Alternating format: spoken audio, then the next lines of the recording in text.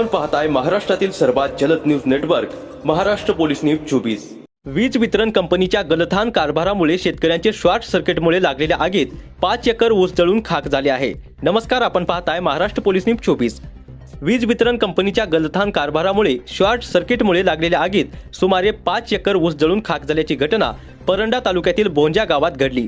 या घटनेत शेतकऱ्यांचे मोठे आर्थिक नुकसान झाले असून प्राप्त माहितीनुसार गुरुवार दिनांक 8 रोजी सकाळी 8 वाजेच्या सुमारास बोंजा येथील शेतकरी गणपती दगडू कांबिलकर यांच्या शेतात शॉर्ट सर्किटमुळे आग लागली। या आगीत शेतात असलेला सुमारे 5 एकर ऊस जळून खाक झाला आहे। त्याचबरोबर शेतात असलेले ठिबक सिंचन पाईप व अन्य साहित्य आगीच्या भक्ष्यस्थानी पडले आहे। शेतकरी गणपती दगडू कांबिलकर यांनी यापूर्वी महावितरण कार्यालयात तक्रार देऊन शेतातील धोकादायक वीज तारा हलवण्याची मागणी केली होती, पण या तक्रारीची दखल घेण्यात आली नाही, अशी माहिती कांबिलकर यांनी दिली आहे।